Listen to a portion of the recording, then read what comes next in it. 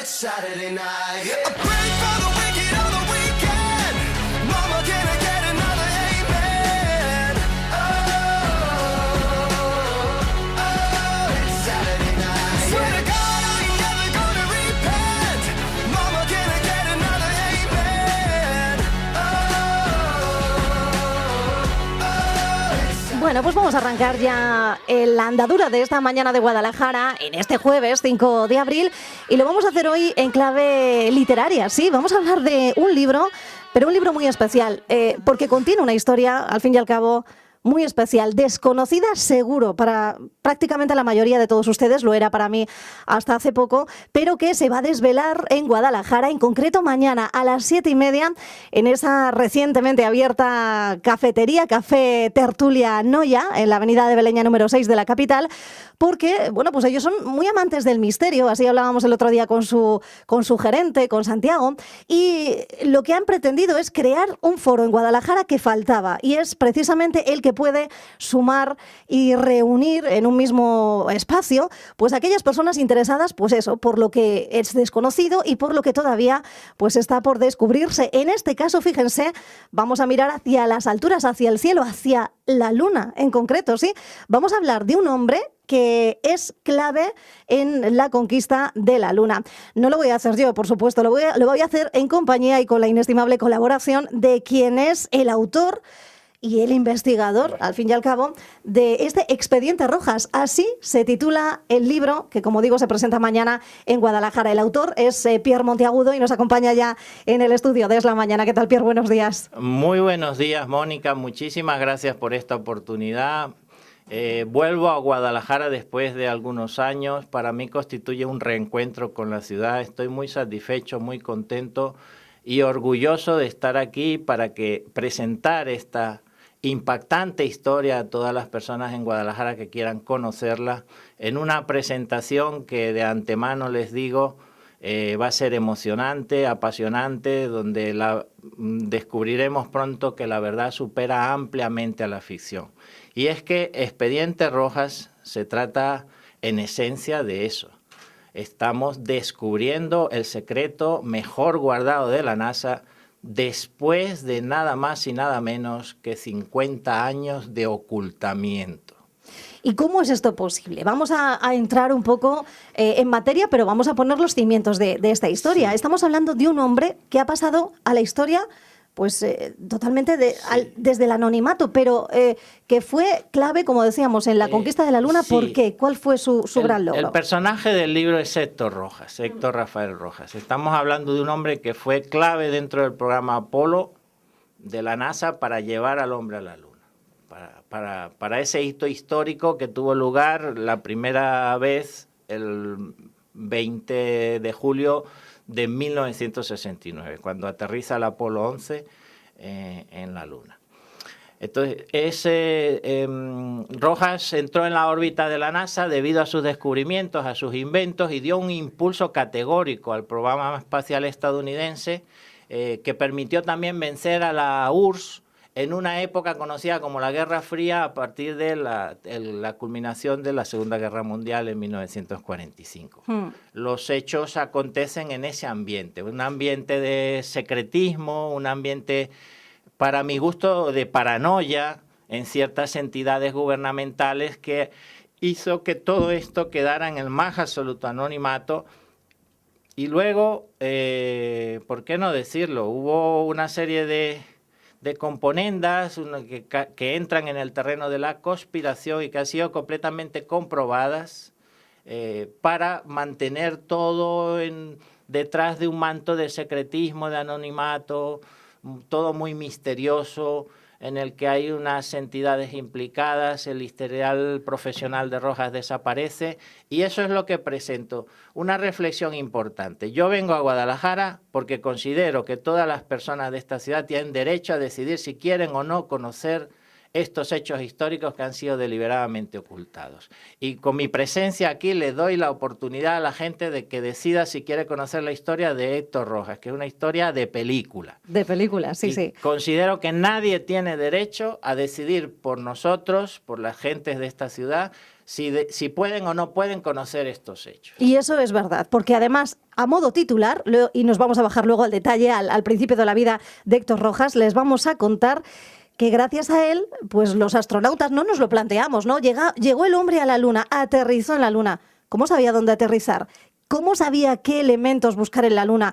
¿Cuál era el sitio más idóneo, ¿no? Para, en una primera y pionera experiencia cósmica como era esta, bueno, pues acertar, ¿no? A la hora de posar ese artefacto totalmente ajeno, ¿no? Al lugar inhóspito que pisaban. Bueno, pues Héctor Rojas fue la mente, brillantemente y ocultamente, ¿no? Que dio las claves para esto. Es más, apunta Pierre que incluso se puede llegar a barajar con bastante probabilidad que el mismo Héctor Rojas viajara hasta en un par de ocasiones a la Luna. Y una vez dicho esto, Pierre, que yo creo que ya hemos atrapado un poco a la audiencia, sí, vamos a bajarnos al detalle. ¿Quién era Héctor Rojas? ¿De dónde salió? Era un venezolano. Tú eres venezolano, sí, también, ¿no? Sí, ¿tuvisteis sí, ahí un nexo sí, común siendo tú muy jovencito, muy niño? Oportunidad de mantenernos en contacto. No puedo decir que fuera mi amigo porque yo era solo un niño. El doctor Rojas se encontraba en el apogeo de su carrera como astrofísico de la NASA. Él venía de nacer en el seno de una familia muy humilde, pero tenía una voluntad de hierro, y esta es otra reflexión importante. Invitar a las personas a construir cosas o alcanzar objetivos y metas sobre la base de una voluntad de hierro que es mucho más importante que la propia inteligencia para alcanzar cosas en la vida. Entonces, sobre esa base, él construyó los pilares que lo llevaron a ser el primer astrofísico venezolano de la NASA. Se graduó en la Sorbona de París. Mientras se estudiaba en la Sorbona, debido a que le revocaron la beca que traía de Venezuela, del Ministerio de Educación, pues hacía duros trabajos, limpiaba vidrieras, recogía leña en el monte para venderla en la ciudad, o pelaba fruta de madrugada todos los días de semana en el mercado de París. Y de esa manera, en un tiempo récord, se graduó en la Sorbona con una mención honorífica que se llama Mention 3 Honorable, que es la máxima distinción por méritos académicos que se concede en Francia. Y ya lo que hizo importante su legado para la humanidad es haber inventado una técnica matemática que permitía definir con exactitud dónde aterrizar en la Luna para reducir a la mínima expresión el riesgo para los astronautas. No solo inventó la técnica matemática, sino que él mismo, al ser contratado por la NASA, puso su modelo matemático a disposición de los estadounidenses y, utilizándolo, calculó dónde debían aterrizar el Apolo 11 y las demás misiones Apolo. De hecho, puedo informarles que esa misma información teórica, esa técnica matemática inventada por Rojas, seguramente ha sido vaciada en los modelos informáticos actuales para determinar dónde deben aterrizar las expediciones, las naves robóticas, las misiones robóticas de la NASA en Marte, por ejemplo. Es una técnica que sirve para valorar, para captar datos astronómicos, parámetros de cualquier planeta, y que en los años, a finales de los 60, Rojas la utilizó para obtener datos como temperatura de la superficie de la Luna y otros parámetros que le permitieron definir dónde se debía aterrizar con mayor seguridad para los astronautas. En este marco, no solo hizo esto, se convirtió en el máximo exponente, la persona más cualificada, más preparada, el mayor experto de la NASA en el suelo lunar, porque lo analizó desde la Tierra observando a través de telescopio y analizó miles de imágenes que tomaron los orbitadores espaciales alrededor de la Luna. Y de esa manera fue como se llegó a convertir en el científico más cualificado en cuanto a la topografía de la superficie lunar, las laderas que existen, digamos, la orografía, ¿no? Sí, claro, todo lo que es la... Sí, y analizando toda esa información fue como mejoró sustancialmente lo que aportaban las imágenes y pudo señalar los puntos de la Luna donde era más conveniente aterrizar para que el riesgo fuera mínimo para los astronautas. Al ser el máximo conocedor de la topografía lunar, también se convirtió en asesor de los astronautas. Es decir, Mónica, amigos y amigas, en un momento dado le tocó asesorar face to face, cara a cara, a los astronautas de la misión Apolo 11, a Neil Armstrong y Buzz Aldrin, que fueron los primeros en caminar sobre la Luna. Entonces, estamos hablando de un científico de talla mundial que le dio un impulso a la carrera espacial de los Estados Unidos y que con ello, poniendo su método Rojas a disposición de ese proyecto, permitió también vencer a la Unión Soviética y llegar primero a la Luna. Es verdad que luego pasa como con las películas, ¿verdad, Pierre? Al final los que se llevan la fama son los actores principales. Has hablado de Armstrong, has hablado, por supuesto, de Aldrin y de esos políticos, ¿no?, que estaban, esas manos políticas que andaban detrás de esa carrera espacial entre Rusia y Estados Unidos. Poco conocemos de los científicos que hicieron posible pues este gran hito histórico para la humanidad. Pero en este caso, a diferencia de quizá el resto de científicos de mentes preclaras que hicieron posible esto, donde si uno se pone a investigar encuentra más datos, el caso de Héctor Rojas está enterrado bajo tierra Sí, por algún motivo. sí, ¿Qué es lo que pasó sí. para que Héctor Rojas fuera, digamos, borrado prácticamente de los archivos de la NASA? Lo primero, él quería democratizar el conocimiento, quería que sus inventos y descubrimientos, que este es uno de muchos, fueran compartidos con su país. Era un patriota y no quería tanto el dinero que se le ofreció, sino quería que se compartiera digamos, el honor y el reconocimiento, no solo para Estados Unidos y para la NASA, sino también para Venezuela. Y hablaba concretamente de dar conferencias en universidades europeas y latinoamericanas. O sea, difundir un poco el conocimiento, Sí, ¿no? para el tenía. progreso de los pueblos. Y eso pues no gustó en el marco de las reuniones que tuvo, las últimas reuniones que tuvo en Washington, no gustó, y entonces ya la postulación que se le había hecho para el premio Nobel fue retirada porque no aceptó hacerse estadounidense, porque ello hubiese significado que perdía su nacionalidad venezolana. Y entonces, no aceptando tal cosa y no aceptando el ofrecimiento de un pago económico a cambio de sus inventos, pues fue completamente marginado, y allí surgieron pues una conspiración en toda regla, donde cuando ya termina su trabajo en la NASA, por ejemplo, vuelve a Venezuela, trabaja varios años como asesor especial del Ministerio de Educación, con un cargo de profesor investigador en el Instituto Pedagógico El Mácaro, y luego de algunos años ese historial desaparece por completo. En la NASA no tiene ninguna información de él. El historiador jefe de la NASA ha dicho, mire, no hay ninguna información en el Centro Espacial Kennedy, pero no es extraño porque nos está totalmente prohibido tener información sobre el personal de la NASA. Entonces, eso es muy ilustrativo. Es una entidad de mucho prestigio, entidad científica, pero que está financiada pues, por el Ministerio de la Defensa, por los militares, y ellos exigen también pues absoluto discreción, pero Claro. más que discreción, pues debido a los deseos de promover el conocimiento A para la el paranoia progreso, de la que sí, hablabas, ¿no?, en ese momento de Guerra Fría. pues se cometieron una serie de atrocidades contra el doctor Rojas.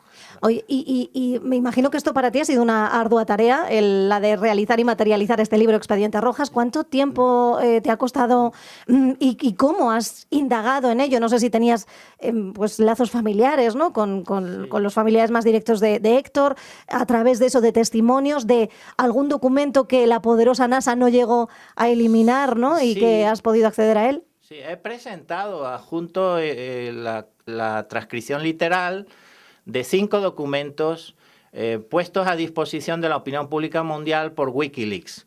Son documentos desclasificados del Departamento de Estado de Estados Unidos, que estaban desclasificados, pero nadie los podía leer en ningún sitio.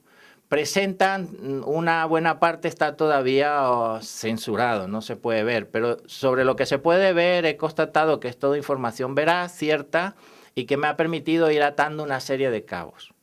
Y lo cierto es que, bueno, pues el científico sufrió en sus carnes toda esta manipulación de la información, este sesgo, incluso falsedad que en muchos casos rodea al trabajo de personas como él en el ámbito de ciertas entidades. Y, perdona, un apunte. Al final, ¿es cierto lo que comentaba yo al principio y que te lo he leído yo a ti, que es muy probable que él también fuera a la Luna en alguna que otra ocasión? Sí, en yo soy auditor profesional de una carrera de 5 años, entonces no hablo a la ligera. Mi dictamen, desde ese punto de vista, desde esa perspectiva, es que existe más de un 90% de probabilidades de que haya viajado en al menos 2 oportunidades a la Luna. Y es muy simple. A comienzos del 69 le informó por carta a un amigo, que eso luego se informó y se filtró a la prensa y se difundió intensamente, que preparaba las maletas para ir a la NASA en Washington para hablar de su posible viaje a la Luna.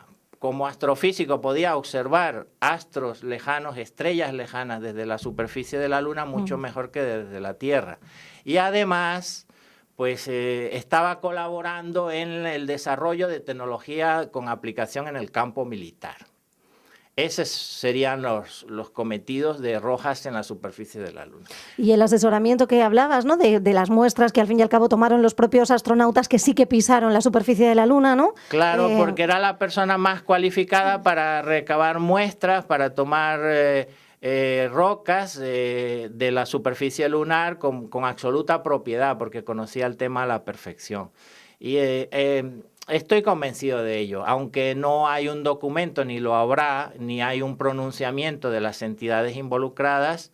He llegado a un convencimiento total de que este hombre, bien como parte de vuelos secretos de la NASA o bien como cuarto tripulante de una misión Apolo donde solo se declaraban 3 tripulantes, y hay que abrir los sentidos porque si algunas gentes pueden hacer organizar este tipo de cosas eficientemente, pues son las entidades que estoy mencionando.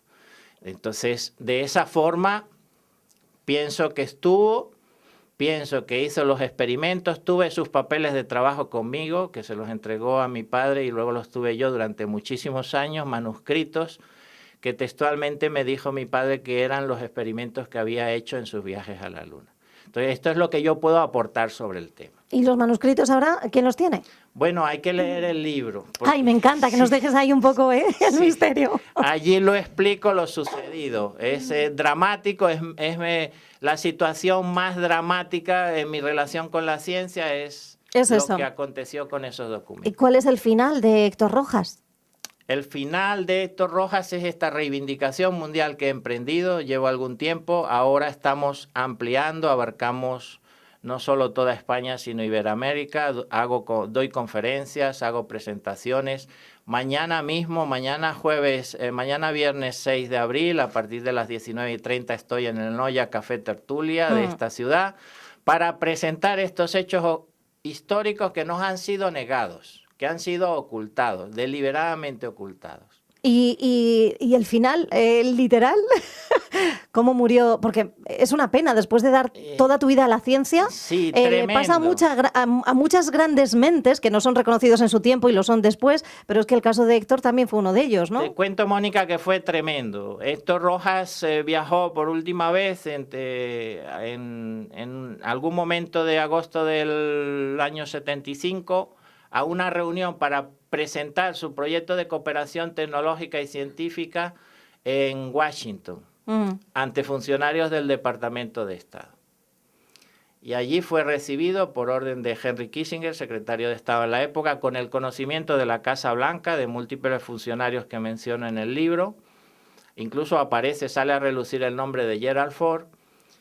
Y como no sonó bien su idea de cooperación y de democratización del conocimiento, pues se le mantuvo retenido durante muchos meses. No sabemos exactamente qué le hicieron, salvo lo que manifestó el propio científico a sus allegados, que pusieron una máquina sobre su cabeza y lo dejaron casi a cero en cuanto a la memoria.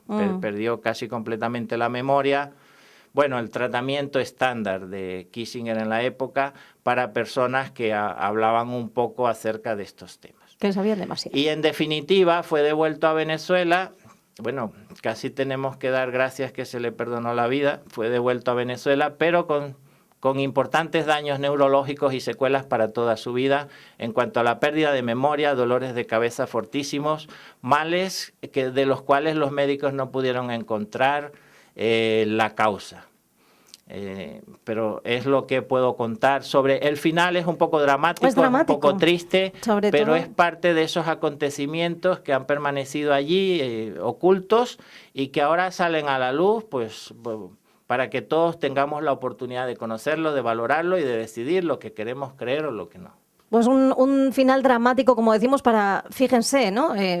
Para una mente tan poderosa como la de Héctor Rojas, pues terminar así. Lo bueno es que tiempo después, décadas después, llegó Pierre Monteagudo para reivindicar esta memoria en Expedientes Rojas, que está teniendo muy buena acogida entre todo el público donde lo vas presentando, porque además es un trabajo muy artesano. Él va prácticamente población por población, ¿verdad?, dándolo a conocer a todos aquellos que están interesados y se les mueve algo por dentro, ¿no?, de algo que nos están ocultando, como dice Pierre, y que está ahí para que lo descubramos entre todos. Y además, tengo que decir que nos lo apuntaba también Pierre al principio de la charla. Bueno, pues él descubre talentos ocultos, ¿no? Y creo que el último descubrimiento está en clave femenina, ¿no, Pierre? Pues sí, esto es un tremendo honor que me ha concedido el universo, la naturaleza. No sé, estoy abrumado porque un día se me ocurrió escribir, redactar una noticia para un medio en el que habitualmente colaboro sobre la mejor doctora, la mejor médico de familia de Europa. Ya recibió el galardón el año pasado y ahora la mejor de Iberoamérica. Bueno, la doctora Verónica Casado Vicente está haciendo historia. Es una mujer brillante, es una médico de un nivel estratosférico, una relación completamente cercana, profesional, extraordinaria con sus pacientes. Y resulta que es una médico española que ahora es la mejor médico de familia de Europa, de Iberoamérica y candidata junto a otros 4 nominados a mejor médico de familia Wonka del mundo. Del mundo. ¿Y de dónde es, Verónica? Verónica es de Valladolid. Ajá. Y ejerce allí.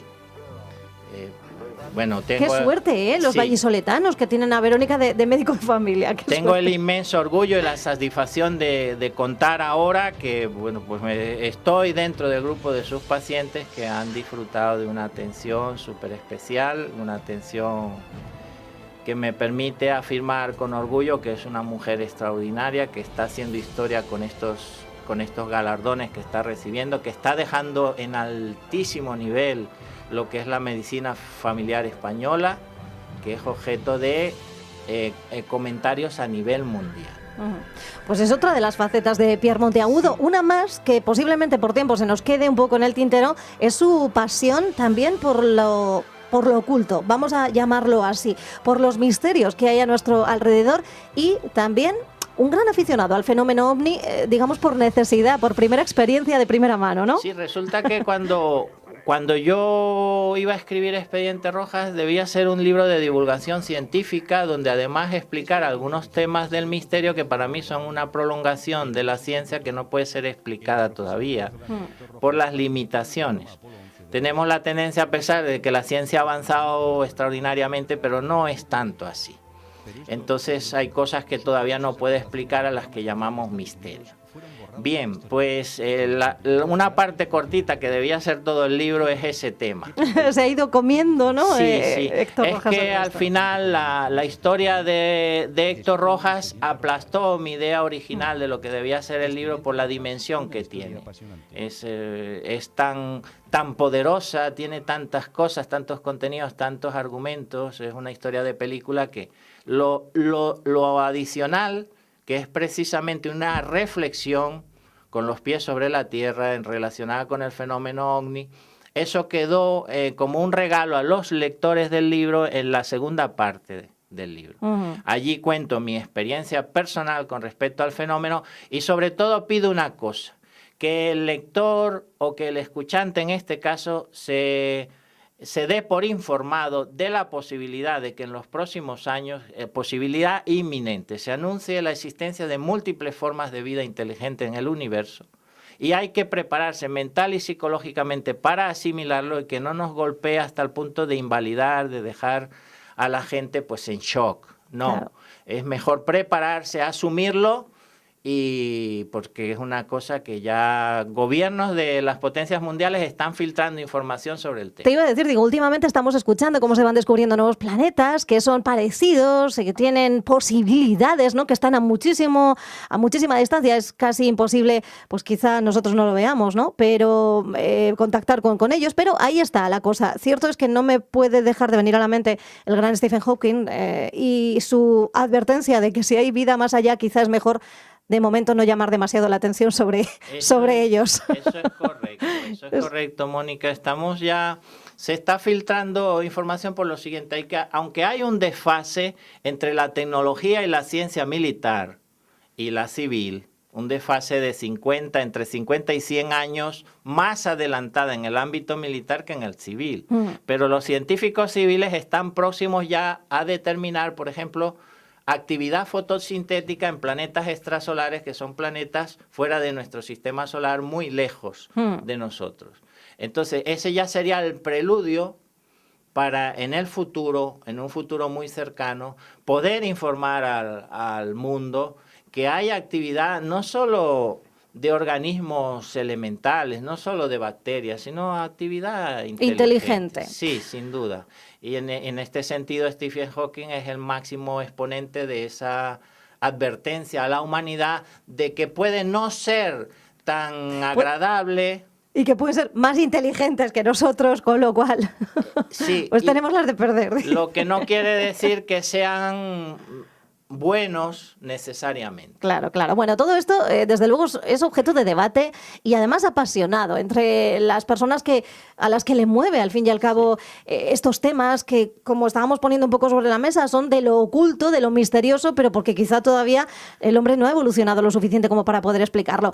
Seguro que de todo esto y de muchísimas más cosas que se pueden debatir con un hombre pues de tan amplia cultura y experiencia como es Pierre Monteagudo, vamos a tratar mañana a las 7:30 de la tarde en Noia Café y Tertulia, aquí en Avenida de Beleña, número 6 en la capital. No dejen de acudir a esta cita, que de verdad creemos que merece muchísimo la pena. Los chicos del Noia están poniendo todo su esfuerzo en dinamizar mucho la vida también cultural de Guadalajara. Merece la pena que les respondamos a esta invitación y, por supuesto, la que nos ha venido hoy a hacer el mismísimo Pierre Monteagudo, el autor de Expedientes Rojas. Si les ha quedado alguna duda al respecto, no duden en pues resolverla a través de la red de redes, en esa página expedientesrojas.com, en la que encontramos muchos más detalles de esta obra que hoy ha traído a su autora. Esta es La Mañana de Guadalajara. Pierre, muchísimas gracias por haber estado con nosotros. Creo que un agradecimiento para terminar, ¿no? Es de rigor, al fin y al cabo, a quien ha materializado este trabajo de 3 años. Para mí es un inmenso placer estar en Guadalajara nuevamente. Aquí en este libro he invertido muchos años de mi vida, he contado con decenas de colaboradores, la investigación sigue abierta, sigo recibiendo información, hay un asesor científico del que no he mencionado nunca su identidad ni lo voy a hacer, que está en el primer ámbito por motivos de seguridad. Y ahora lo pertinente es hacer una cordial invitación a todas las personas en Guadalajara que quieran compartir un rato diferente, agradable y, ¿por qué no, intenso? Voy a responder a todas sus preguntas. He preparado una presentación inédita de 45 minutos tranquilamente. Y bueno, tendremos la oportunidad de conocer información interesante sobre aspectos de la vida, detalles desconocidos que incluso que no están ni siquiera en el libro, sobre la vida de este personaje y en general, sobre todas estas cosas de las que hemos hablado. Yo vengo con satisfacción, con orgullo a Guadalajara, hago un esfuerzo para ello, con la colaboración del Noia Café Tertulias, y estaré allí para recibir y para compartir y para charlar con todas las personas que se quieran acercar mañana viernes a partir de las 19:30. Con muchísimo gusto, Mónica. Pues muchísimas gracias, Pierre, por esta invitación que nos haces pues de primera mano, al fin y al cabo, como les decimos.